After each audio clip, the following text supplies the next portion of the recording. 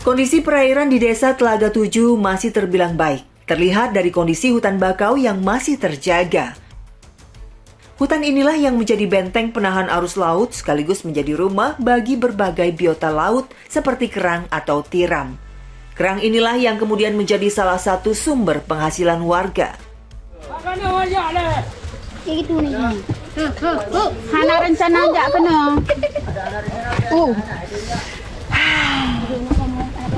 Akhirnya sudah sampai juga di kapal karena memang biasanya aktivitas para ibu yang ada di Desa Telaga 7 ini adalah mengambil tiram atau kerang, dan saya sama ibu sudah persiapan nih karena sebagian sudah ada di lokasi, jadi kita harus menyusul ke sana. Para ibu biasanya menggunakan sampan pinjaman milik orang lain menuju lokasi. Saya yang tertinggal terpaksa menyusul dengan menumpang perahu motor.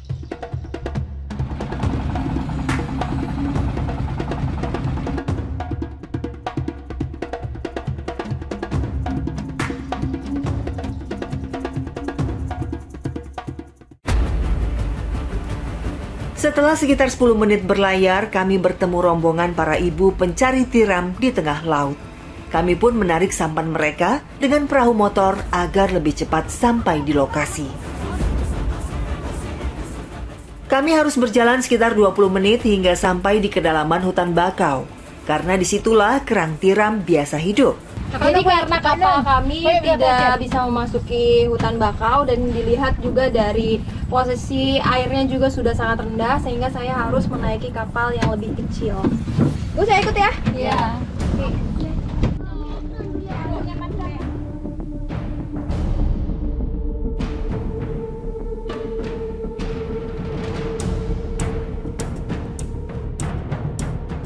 Kami kembali berjalan kaki mencari keberadaan kerang tiram yang biasanya hidup di antara pohon bakau.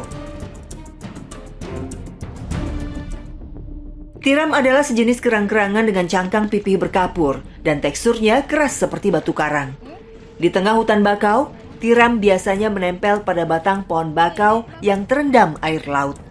Ratnawati yang sudah 3 tahun mengais rejeki dengan mencari kerang tampak tangkas bekerja.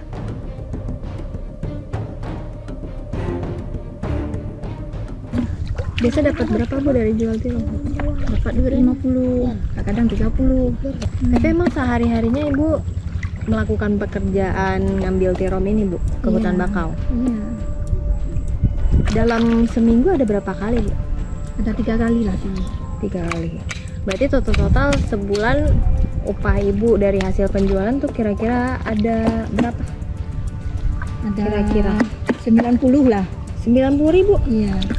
Oh, karena ada yang laku, Ada yang enggak. Nah, dengan 90.000 sebulan emang cukup Bu? Enggak cukup lah, dicukup-cukupin. Suami Ibu kerjanya? Laut. Laut. Iya. Nah, jadi sebulan kalau di total penghasilan Ibu sama penghasilan suami? Enggak tahu, kadang-kadang banyak, kadang-kadang enggak. Kira-kira sebulan ada 300-an ada? Atau bisa lebih atau kurang? Ada lah, 300 ada. 300 ya? Itu Iya. pun udah sama penghasilan Ibu ini? Iya.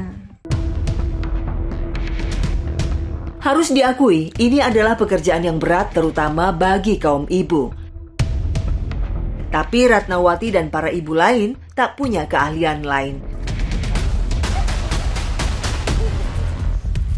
Sehingga mencari kerang menjadi satu-satunya sumber rezeki mereka. Harapan adanya bantuan modal untuk membeli sampan sendiri agar mereka bisa mencari kerang setiap hari tak pernah pupus dalam batin mereka.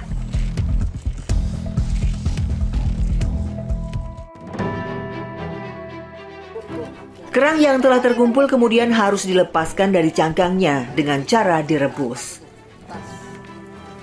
Saat tiram masuk ke dalam air rebusan yang telah mendidih, cangkang yang awalnya menutup rapat perlahan membuka sendiri, sehingga proses pemisahan lebih mudah dilakukan. Kerang kemudian diangkat dan didinginkan di dalam air. Proses pemisahan harus dilakukan dengan hati-hati. Bila tidak, tangan bisa terluka tergores cangkang atau pisau. Ya ampun, bisa dibayangkan ini sangat ironis sekali. Tadi saya susah-susah sama ibu nyari kerang, terus Terus juga harus ngelupasin juga, penuh dengan resiko karena bahaya terkena tangan. Ditambah hasilnya cuma segini aja, 10.000, dan ini pun kadang terjual, kadang juga tidak. Sekaleng kecil daging kerang dihargai hanya Rp10.000. Sungguh tak sebanding dengan proses pencairan dan pengolahannya. Namun para ibu ini selalu mensyukuri rezeki yang mereka dapat.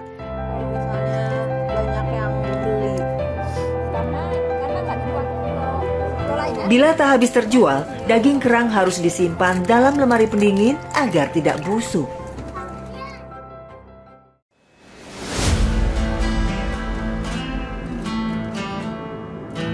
Desa HTI Rantonaru terletak di ujung timur Kabupaten Aceh Timur.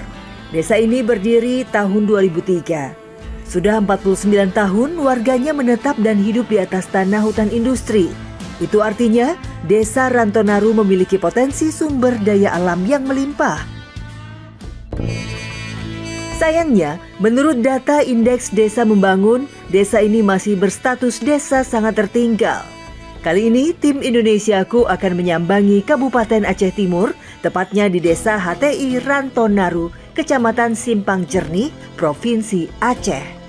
Untuk menuju ke Desa HTI, terlebih dahulu kami harus melewati Desa Batu Sumbang dengan menggunakan kapal kurang lebih selama 1 jam.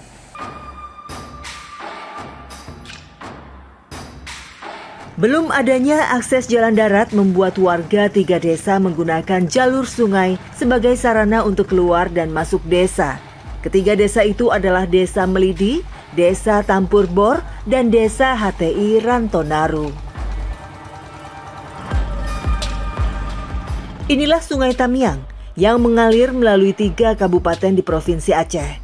Wilayah itu antara lain Kabupaten Gayo Lues, Kabupaten Aceh Timur, dan Kabupaten Aceh Tamiang. Sungai mengalir membelah 2 tebing yang menjulang tinggi. Ongkos perahu bot dari Batu Sumbang menuju Dusun Percut dipatok Rp25.000 per orang. Namun dalam keadaan darurat, warga terpaksa sewa perahu bot dengan ongkos Rp400.000 sekali jalan.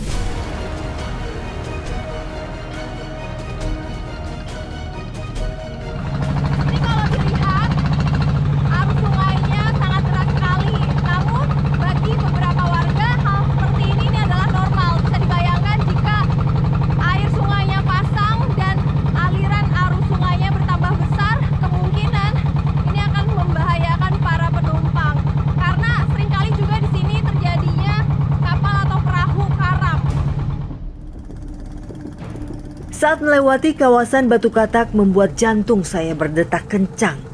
Pusaran air dan aliran arus air yang kuat membuat pengemudi perahu bot harus ekstra hati-hati mengendalikan perahu agar tidak terbalik. Menurut informasi warga, pernah terjadi peristiwa naas. Perahu bot yang ditumpangi warga terbalik dan menelan korban jiwa.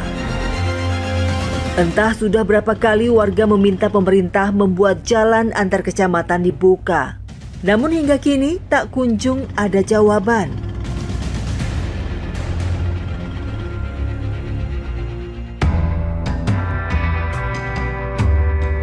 Setelah menempuh waktu kurang lebih 1 jam, akhirnya kami sampai di tujuan. Sekarang saya sudah sampai di Desa Melidi. Karena untuk menuju ke Desa HTI Rantonaru kami harus melewati menggunakan ojek. Kurang lebih perjalanan kami tadi melalui Sungai Tamiang ini sepanjang 10 kilo. Yuk Pak, ayo ini bantuin ambil barang. Setelah melewati jalur sungai menuju desa, kami masih harus melanjutkan kembali dengan menempuh jalur darat.